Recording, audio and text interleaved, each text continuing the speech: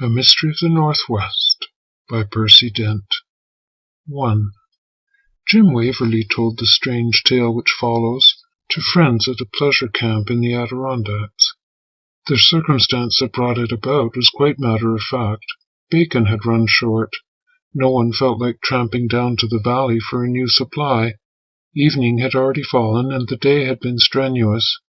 In desperation, one of Jim's friends suggested fruitarian breakfast, a proposal which drew from another the ironic suggestion, "Let's live on nuts." "Don't!" cried Jim so sharply that everyone looked at him. Seeing an explanation of some kind was necessary, he gave the rather strange one.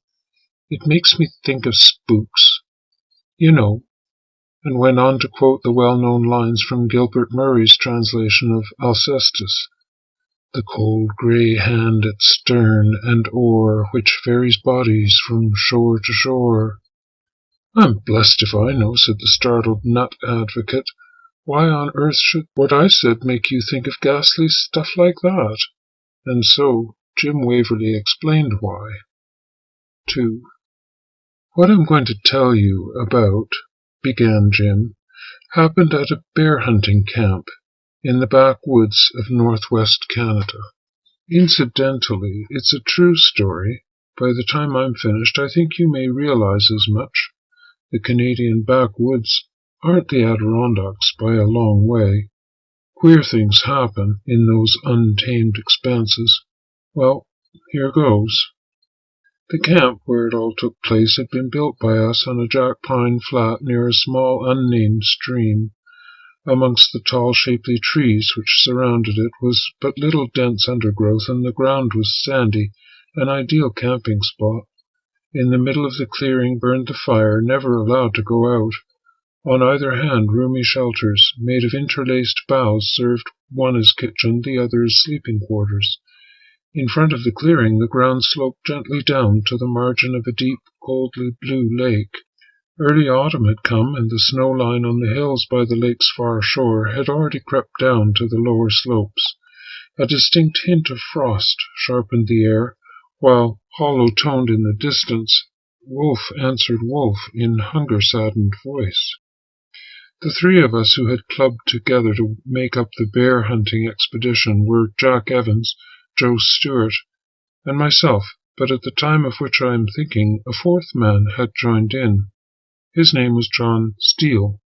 You couldn't call Steele one of ourselves, and you couldn't call him exactly a servant, though I believe this was the original intention in including him. What you could call him was a dashed queer customer. We found that out right at the start. A hitch had risen over getting together a suitable mule team.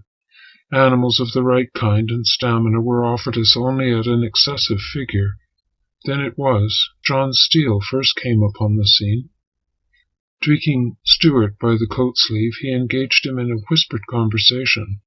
Presently, as Jack Evans and I gathered round, we heard Stewart saying, "Do it by audic force or anything else you like, though I'm hanged if I know what you're talking about.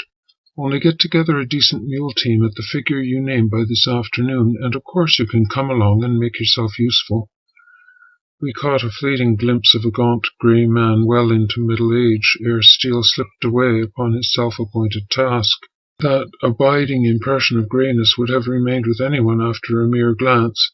Eyes, hair, skin all seemed to have settled down to the same pervading tinge as you see sometimes in a very old, very shabby room, where carpet, ceiling, and wallpaper have similarly weathered to the one tone of faded senility.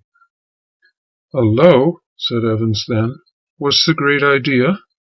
To our surprise, Stewart began rubbing the back of his head, rather foolishly. "I say," he ventured, "I hope it's all right. That chap said he could get together a mule team in half no time. When I asked him how, he said that, or anything else, could be done by odic force." "And you told him to let the odic rip and see what it would amount to?" broke in Jack Evans. "I don't think we'll be wasting precious moments awaiting developments on that score. Quite evidently the man's mad." Stewart blinked a few times, rubbed his head a bit more, then nodded agreement. "He's got queer grey eyes, though, that fellow," he said rather dreamily. "While you're looking at him, you can't help believing him." We tried to get mules all the morning and right on till the middle of the afternoon without success. Prices ruled, it seemed to us, uniformly extortionate. In another half-hour we would have been trained again for a different starting-off point, when Steele appeared, and the animals as well. They were sturdy beasts and dirt cheap.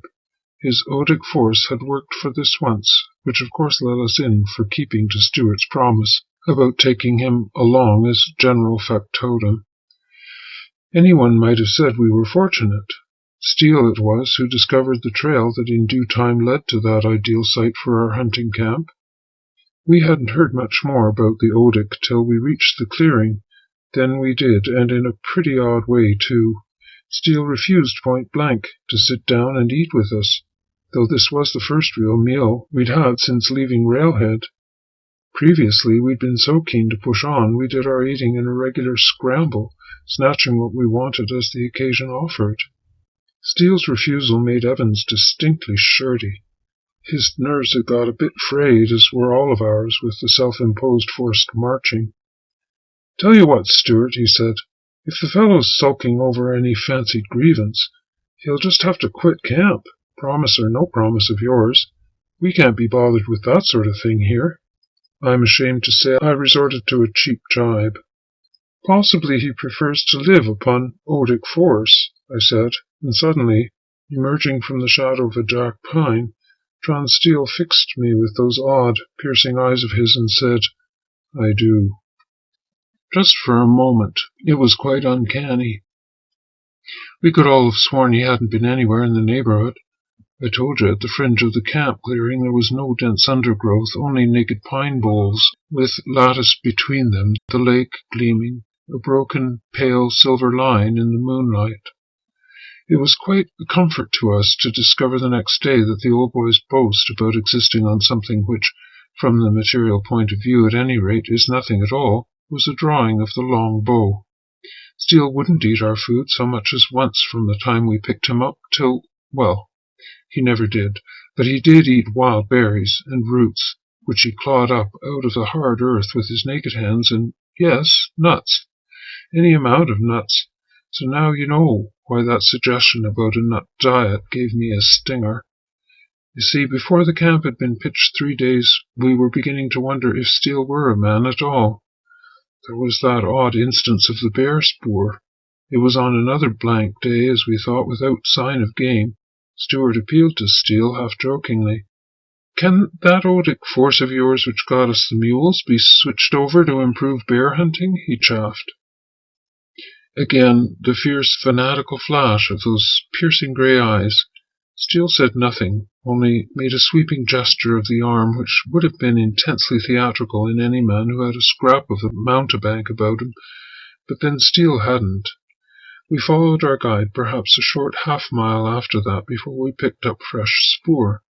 Later, after the hunt, on our return to camp, we decided again to entice Steele to join us at the evening meal, but we got no opportunity, for he had vanished from our sight. This time we all became right down uncomfortable. I know I did. I don't attempt to excuse myself. Those eerie silences of the far northwest aren't the best thing for helping to shake off groundless fears. Human beings simply don't vanish, so Steele hadn't got to vanish either. We came to a tacit mutual determination to find him before we settled in for sleep. We found him all right, after some searching. Nearly stumbled over him, in fact, lying on his back exactly along the shadow line of a large jack pine tree. He wasn't asleep, and he didn't see us, though his eyes were staring wide open, with, if possible, a more concentrated grey light in them than ever. Evans kicked him gently, at first, then not so gently. "Get up," he commanded, and his tones were hoarse. "We want to talk to you." But Steele didn't get up, and when we bent over him he didn't appear to be breathing, any more than he appeared to be dead. Suddenly, Stuart grabbed Evans and myself and dragged us away. He was pale and shaking. When we got him to the fire and dosed him with whiskey, he told us the cause of his being so utterly unmanned. He'd let his mind hark back to that hoary-headed mystery tale Dracula, wherein the central figure is a creature who's neither living nor dead, but, in the definition of its literary creator, undead. An evil spirit who, by magic power, is able to insinuate himself into and temporarily to reanimate a human corpse and make it writhe out of its tomb to do most terrible things. Of course, we chipped Stuart unmercifully till he found himself, but when all was over and done, there's no denying that the incident didn't help the state of our own nerves a bit. 3. It was either the next day, or the one after that, when Steele materialized a full-grown bear for us. By now he'd come to behave as though his possession of a miraculous, wonder-working odic force was a matter of personal superiority over ourselves, to be taken for granted. For the first time in our enforced intimacy with him, he showed signs of waxing a trifle communicative, told us how he had discovered the secret of his superhuman control of matter through mind more than 20 years ago. You ask what odic force will do, he continued. My reply is there's nothing it will not do. Nothing except. His voice trailed off on an unusual quavering note. For the first time he looked at us with eyes which, though grey, were not forceful or blazing with suppressed fury, but wistful as a punished child's. So there are limits to this cinch of yours, cut in Jack Evans, evidently sensing old Steele's rapid change of mood and willing to follow it up.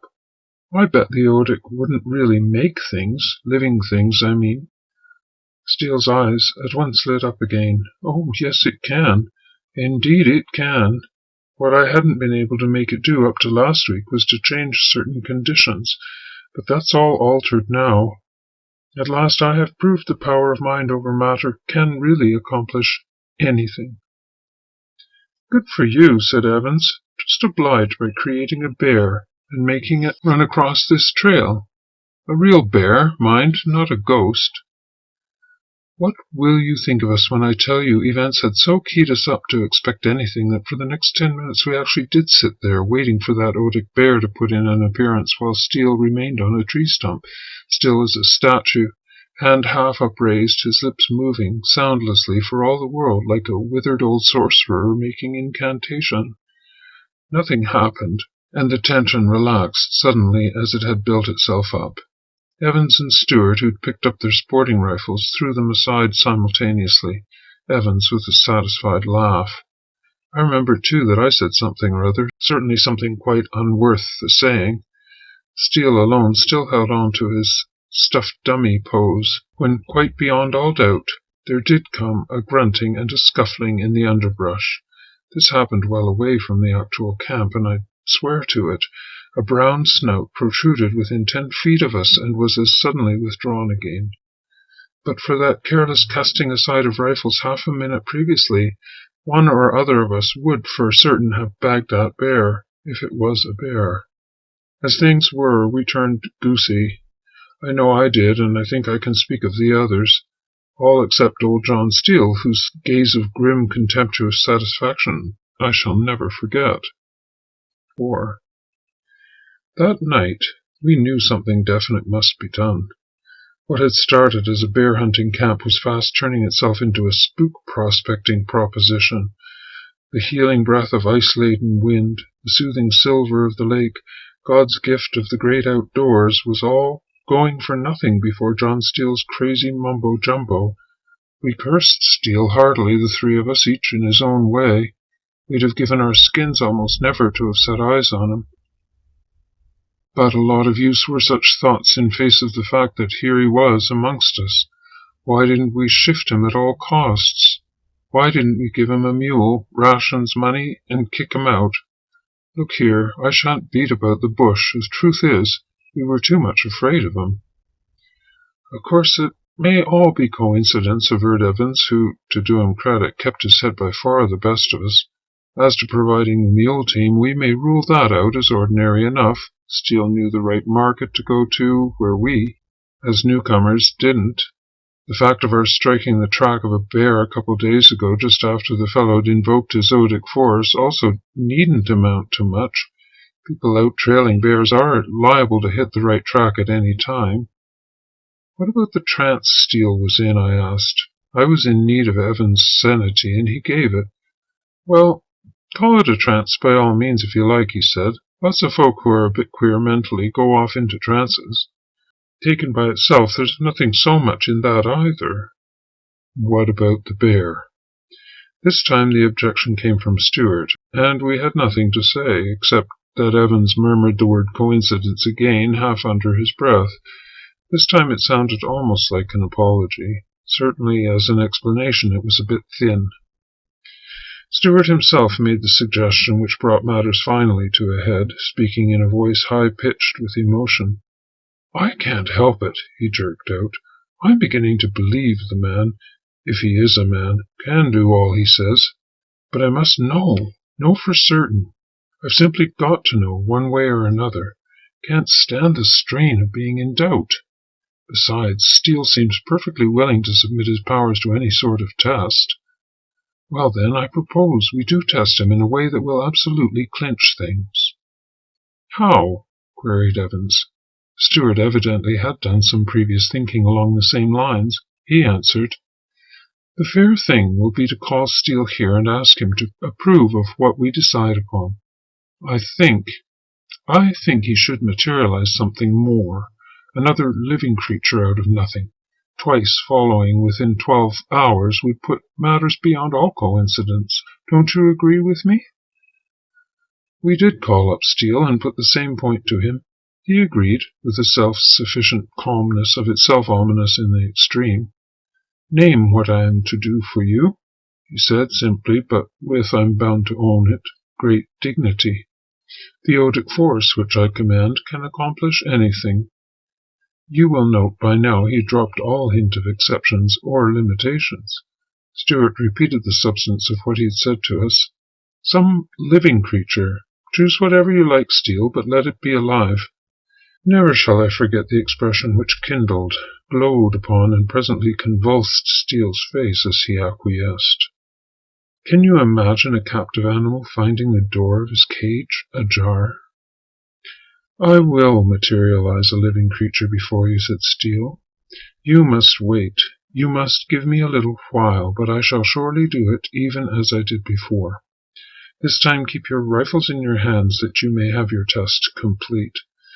The way to prove that what I bring before you is alive is to shoot it.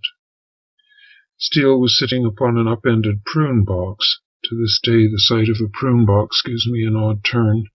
He sat between Evans and myself, the flickering firelight giving to his gaunt, hollow features a startling likeness to the freshly unwrapped head of a mummy.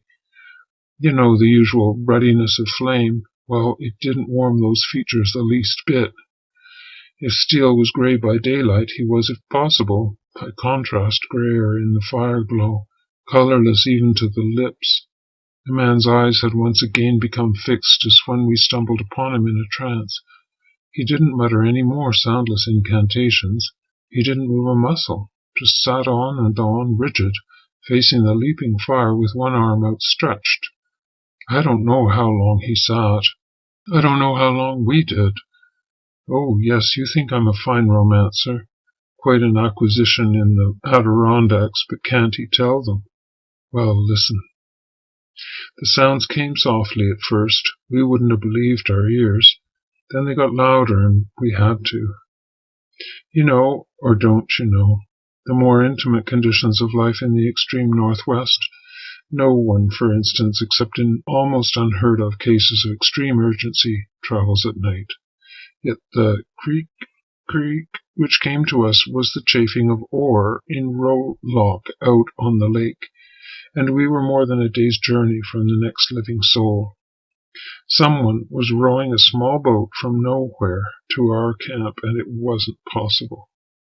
Just the one man. We saw him presently as the boat grated on the lake margin, and he got out and began, as though drawn by a power outside himself, to walk up the intervening slope, coming nearer and nearer, a dim figure against the water-line, dim as the boat he'd appeared in, grey almost as the face of Steele itself. I wonder to this day why we didn't shoot according to the agreement by which we were to make the test complete. Had the weirdness of the experience frozen our muscles rigid? Or is there indeed a sentient force for good outside ourselves as well as a force for evil? After a fateful 10 seconds during which so much we little dreamt of lay in the balance, 2 things happened further to transform the situation. The man spoke, and simultaneously we recognized the cut of his tunic. He was wearing the uniform of the Northwest Police. "Evening, gentlemen," he said cheerfully. "A wonderfully fine night this for traveling through the bush, nearly as light as day." We couldn't speak, not one of us, so he tried again. By now he was almost up to the campfire. "No intrusion, I hope?" The second time he awaited our reply and received none that was coherent, pushed his way briskly up to the campfire. Stretching his hands out to its warmth, he looked at us with an increasing interest, and yes, with amusement. At last he chuckled. "So, old Bats has been at it again, has he? Well, I never. He's a regular card, gentlemen, what with his odic force mania and the way he manages to escape from the asylum. Beg pardon, gentlemen. Excuse my smiling. I see he's got you cold. Come on home, Bats, old boy." Turning to us, he explained. "Bats, you know, short for Bats in the Belfry." He collared the unresisting John Steele with the greatest good humor. The Unknown Quantity by E.R. Punchin. Professor William James Maynard was in a singularly happy and contented mood as he strolled down the High Street after a long and satisfactory interview with the solicitor to his late cousin, whose sole heir he was. It was exactly a month by the calendar since he had murdered this cousin, and everything had gone most satisfactorily since. The fortune was proving quite as large as he had expected, and not even an inquest had been held upon the dead man. The coroner had decided that it was not necessary, and the professor had agreed with him. At the funeral, the professor had been the principal mourner, and the local paper had commented sympathetically on his evident emotion. This had been quite genuine, for the professor had been fond of his relative, who had always been very good to him. But still, when an old man remains obstinately healthy, when his doctors can say with confidence that he is good for another 20 years at least, and when he stands between you and a large fortune which you need, and of course which you can make much better use of in the cause of science and the pursuit of knowledge, what alternative is there? It becomes necessary to take steps. Therefore, the professor had taken steps. Looking back today on that day a month ago, and the critical preceding week, the professor felt that the steps he had taken had been as judicious as successful. He had set himself to solve a problem in higher mathematics. He had found it easier to solve than many he was obliged to grapple with in the course of his studies. A policeman saluted as the professor passed, and he acknowledged it with the charming old-world courtesy that made him so popular a figure in the town. Across the way was the doctor who had certified the cause of death. The professor, passing benevolently on, was glad he had now enough money to carry out his projects. He would be able to publish at once his great work on, quote, the secondary variation of the differential calculus, unquote, that hitherto had languished in manuscript. It would make a sensation, he thought. There was more than one generally accepted theory he had challenged or contradicted in it, and he would put in hand at once his long projected work, quote, a history of higher mathematics, unquote. It would take 20 years to complete. It would cost £20,000 or more, and it would breathe into mathematics the new, vivid life that Bergson's works have breathed into metaphysics. The professor thought very kindly of his dead cousin, whose money would provide for this great work. He wished greatly the dead man could know to what high use his fortune was designed. Coming toward him, he saw the wife of the vicar of the parish. The professor was a regular churchgoer. The vicar's wife saw him too, and beamed. She and her husband were more than a little proud of having so well-known a man in their congregation. She held out her hand, and the professor was about to take it, when she drew it back with a startled movement. "Oh, I beg your pardon," she exclaimed, distressed, as she saw him raise his eyebrows. "There is blood on it." Her eyes were fixed on his right hand, which he was still holding out. In fact, on the palm a small drop of blood showed distinctly against the firm, pink flesh. Surprised, the professor took out his handkerchief and wiped it away. He noticed that the vicar's wife was wearing white kid gloves. "Oh, I beg your pardon," she said again. It startled me somehow. I thought you must have cut yourself. I hope it's not much." "Some scratch, I suppose," he said. "It's nothing." The vicar's wife, still slightly discomposed, launched out into some parochial matter she had wished to mention to him. They chatted a few moments and then parted. The professor took an opportunity to look at his hand. He could detect no sign of any cut or abrasion. The skin seemed whole everywhere. He looked at his handkerchief. There was still visible on it the stain from when he had wiped his hand, and the stain seemed certainly blood. "Odd," he muttered as he put the handkerchief back in his pocket. "Very odd." His thoughts turned again to his projected, quote, "a history of the higher mathematics," unquote, and he forgot all about the incident till, as it happened that day month, the first of the month by the calendar, when he was sitting in his study with an eminent colleague to whom he was explaining his great scheme. "If you are able to carry it out," the colleague said slowly, "your book will mark an epoch in human thought, but the cost will be tremendous." "I estimated it at £20,000, answered the professor calmly. "I am fully prepared to spend twice as much. You know I have recently inherited £40,000 from a relative?" The eminent colleague nodded and looked very impressed. "It is magnificent," he said warmly. "Magnificent." He added, "You've cut yourself, do you know?" "Cut myself?" the professor echoed, surprised. "Yes," answered the eminent colleague. "There is blood upon your hand, your right hand." In fact, a spot of blood, slightly larger than that which had appeared before, showed plainly upon the professor's right hand. He wiped it away with his handkerchief and went on talking eagerly, for he was deeply interested. He did not think of the matter again till just as he was getting into bed, when he noticed a red stain upon his handkerchief. He frowned and examined his hand carefully. There was no sign of any wound or cut from which the blood could have come, and he frowned again. "Very odd," he muttered. A calendar hanging on the wall reminded him that it was the first of the month. The days passed, and the incident faded from his memory, and 4 weeks later he came down one morning to breakfast in an unusually good temper. There was a certain theory he had worked on the night before he meant to write to a friend about. It seemed to him his demonstration had been really brilliant, and then, also, he was already planning out with great success the details of the scheme for his great work. He was making an excellent breakfast, for his appetite was always good, and, needing some more cream, he rang the bell. The maid appeared. He showed her the empty jug, and as she took it, she dropped it with a sudden cry, smashing it to pieces on the floor.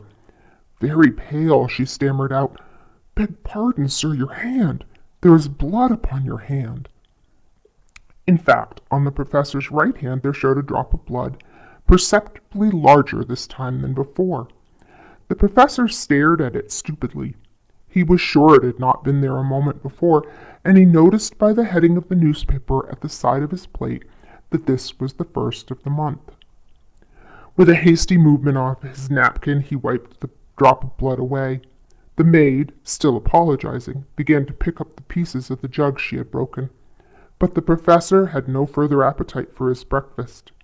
He silenced her with a gesture, and leaving a piece of toast half eaten on his plate, he got up and went into his study. All this was trivial, absurd even, yet somehow it disturbed him. He got out a magnifying glass and examined his hand under it. There was nothing to account for the presence of a drop of blood he and the maid had seen. It occurred to him that he might have cut himself in shaving, but when he looked in the mirror he could find no trace of even the slightest wound. He decided that, though he had not been aware of it, His nerves must be a little out of order. That was disconcerting. He had not taken his nerves into consideration for the simple reason that he had never known that he possessed any. He made up his mind to treat himself to a holiday in Switzerland. 1 or 2 difficult ascents might brace him up a bit. 3 days later he was in Switzerland, and a few days later again he was on the summit of a minor but still difficult peak. It had been an exhilarating climb, and he had enjoyed it. He said something laughingly to the head guide to the effect that climbing was good sport and a fine test for the nerves. The head guide agreed and added politely that if the nerves of Monsieur the Professor had shown signs of failing, on the lower glacier, for example, they might have all been in difficulties. The professor thrilled with pleasure at the head guide's implied praise.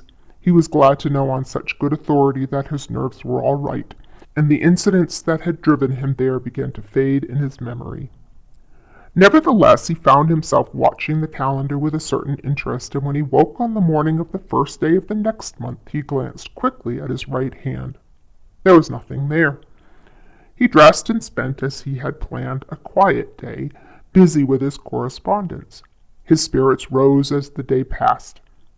He was still watchful, but more confident, and after dinner, though he had meant to go straight to his room, he agreed to join in a suggested game of bridge. They were cutting for partners when one of the ladies who was to take part in the game dropped with a little cry the card she had just lifted. "Oh, there is blood upon your hand," she cried. "On your right hand, Professor." Upon the professor's right hand there showed now a drop of blood, larger still than those other 3 had been. Yet the very moment before it had not been there. The professor put down his cards without a word and left the room, going straight upstairs. The drop of blood was still standing on his hand. He soaked it up carefully with some cotton wool he had, and was not surprised to find beneath no sign or trace of any cut or wound. The cotton wool he made up carefully into a parcel and addressed it to an analytical chemist he knew, enclosing with it a short note. He rang the bell, sent the parcel to the post, and then got out pen and paper and set himself to solve this problem, as in his life he had solved so many others. Only this time it seemed somehow as though the data were insufficient. Idly his pen traced upon the paper in front of him a large X, the sign of the unknown quantity. But how in this case to find out what was the unknown quantity? His hand, his firm and steady hand, shook so that he could no longer hold his pen.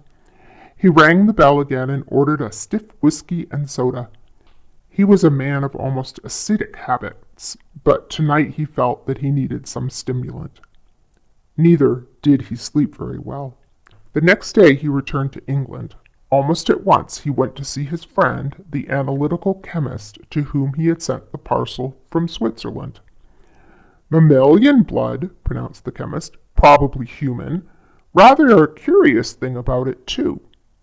"What's that?" asked the professor. "Why," his friend answered, "I was able to identify the distinctive bacillus."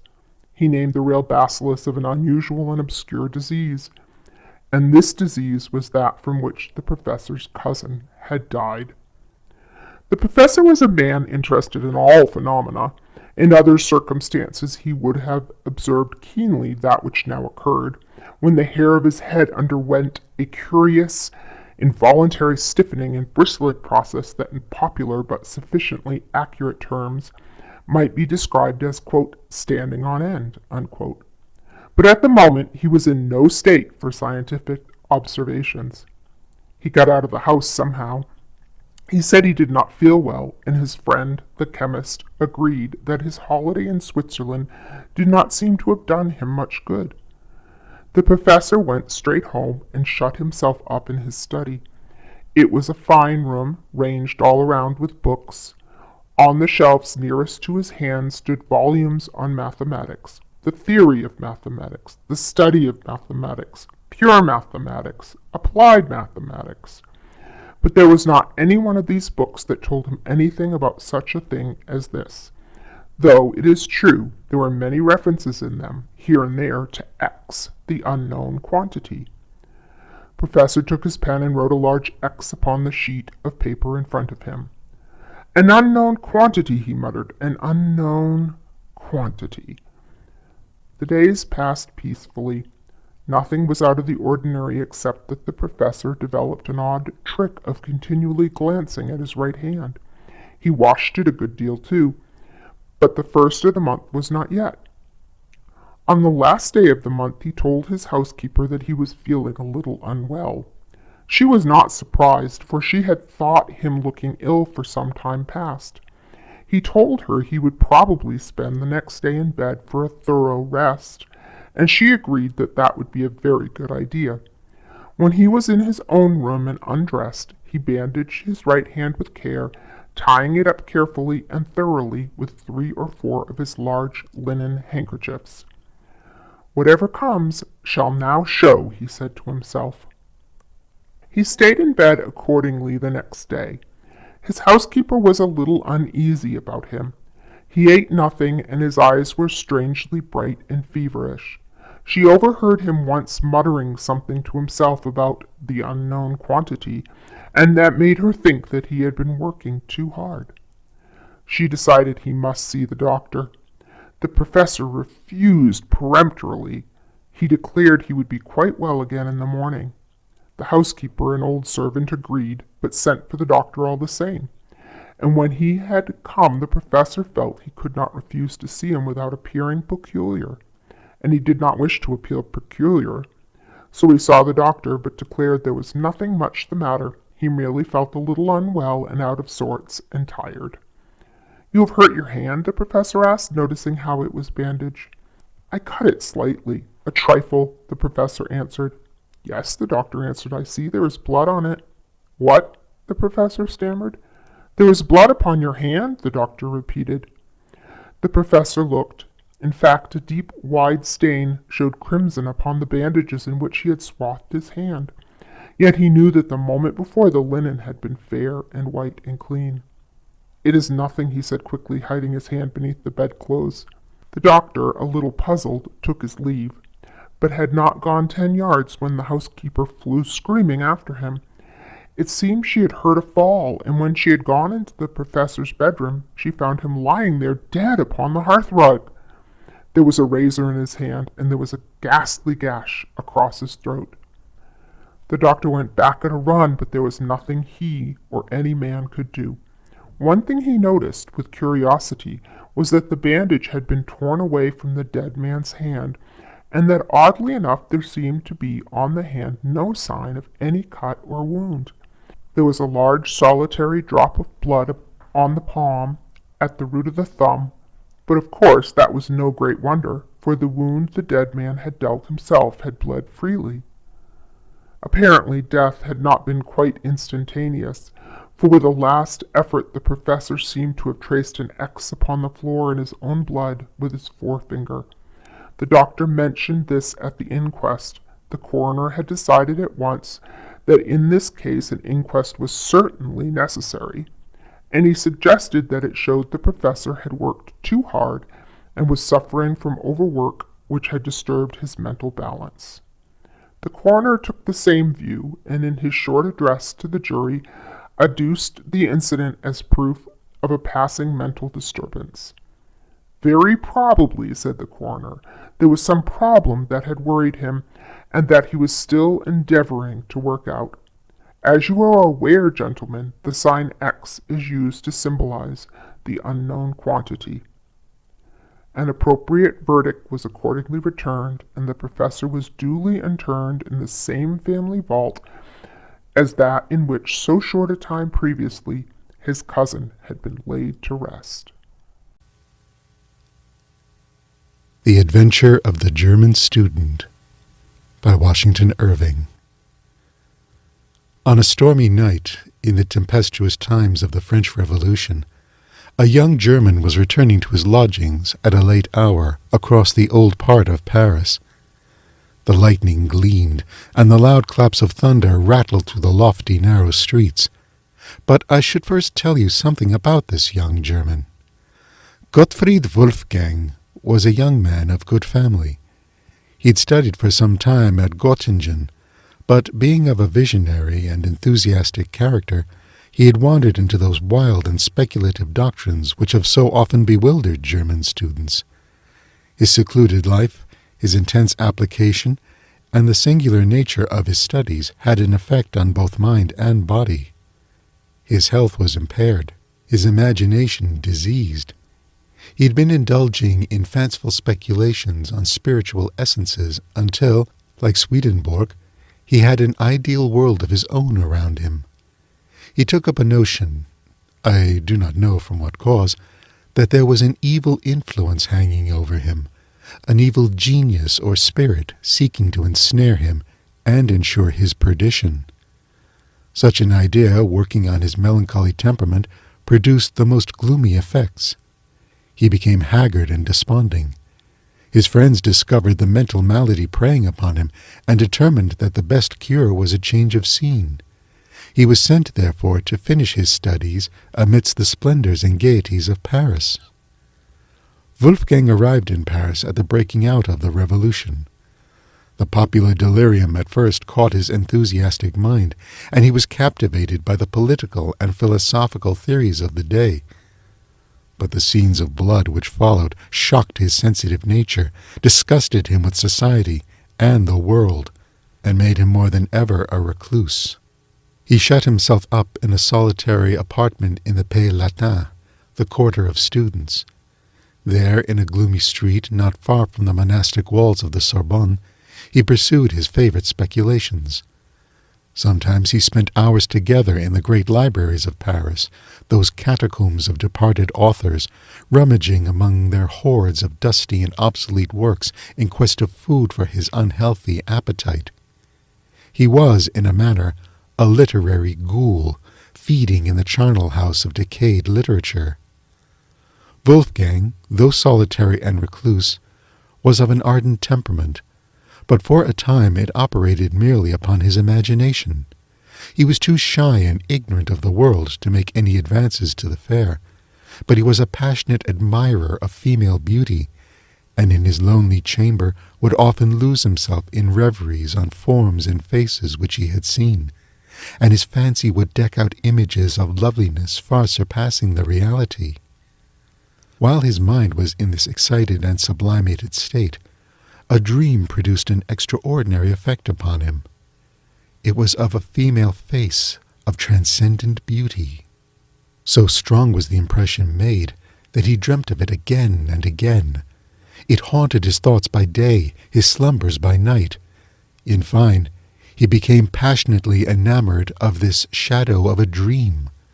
This lasted so long that it became one of those fixed ideas which haunt the minds of melancholy men, and are at times mistaken for madness.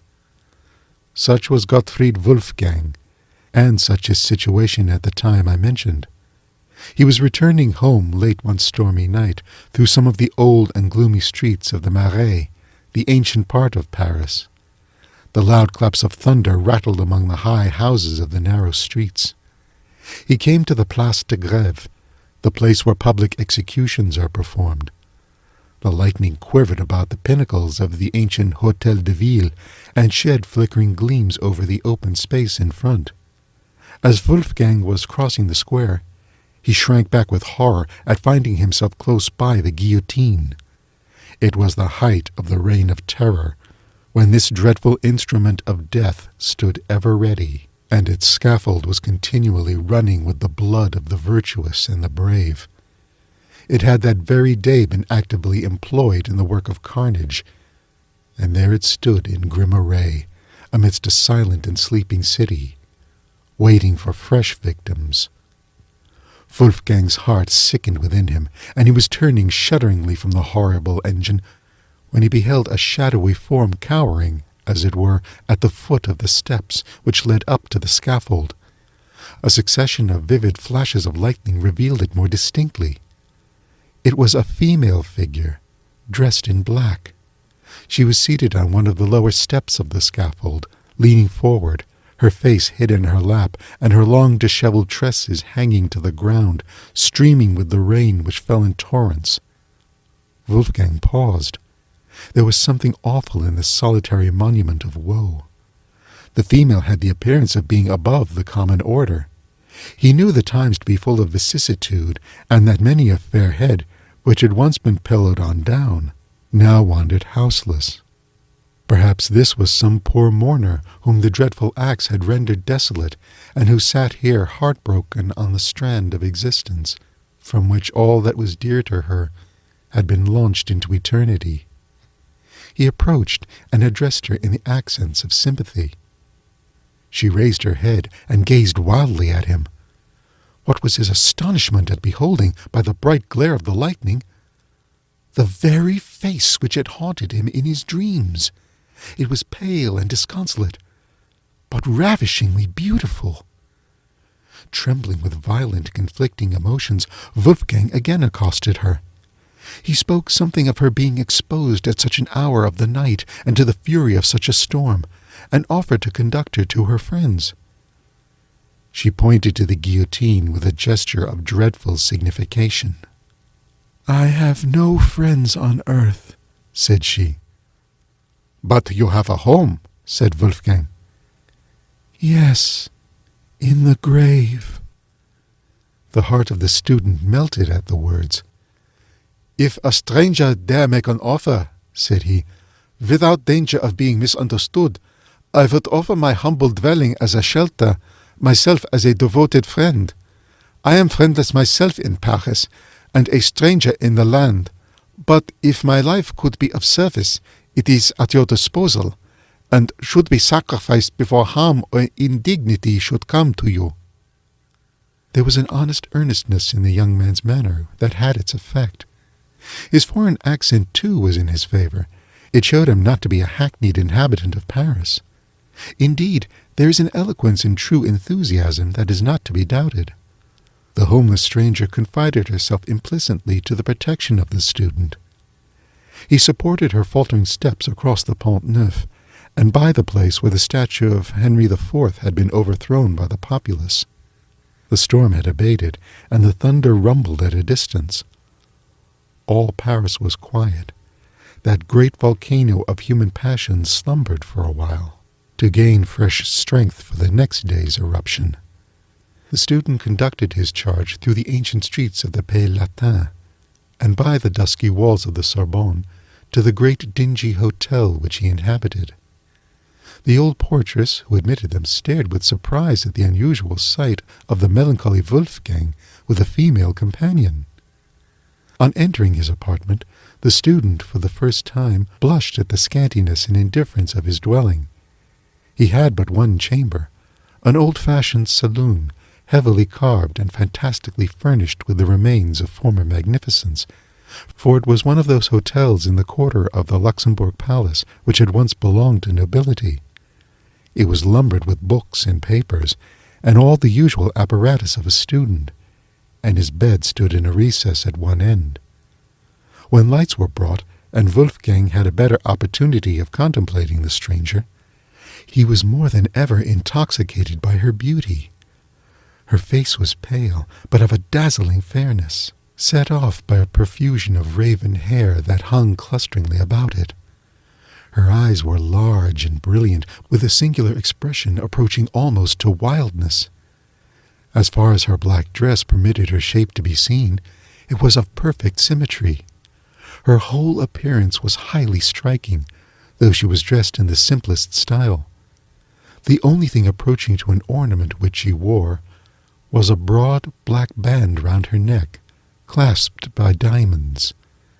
The perplexity now commenced with the student how to dispose of the helpless being thus thrown upon his protection. He thought of abandoning his chamber to her, and seeking shelter for himself elsewhere. Still, he was so fascinated by her charms, there seemed to be such a spell upon his thoughts and senses, that he could not tear himself from her presence. Her manner, too, was singular and unaccountable. She spoke no more of the guillotine. Her grief had abated. The attentions of the student had first won her confidence, and then, apparently, her heart. She was evidently an enthusiast like himself, and enthusiasts soon understand each other. In the infatuation of the moment, Wolfgang avowed his passion for her. He told her the story of his mysterious dream and how she had possessed his heart before he had even seen her. She was strangely affected by his recital, and acknowledged to have felt an impulse toward him equally unaccountable. It was the time for wild theory and wild actions. Old prejudices and superstitions were done away. Everything was under the sway of the goddess of reason. Among other rubbish of the old times, the forms and ceremonies of marriage began to be considered superfluous bonds for honorable minds. Social compacts were the vogue. Wolfgang was too much of a theorist not to be tainted by the liberal doctrines of the day. "Why should we separate?" said he. "Our hearts are united. In the eye of reason and honor we are as one. What need is there of sordid forms to bind high souls together?"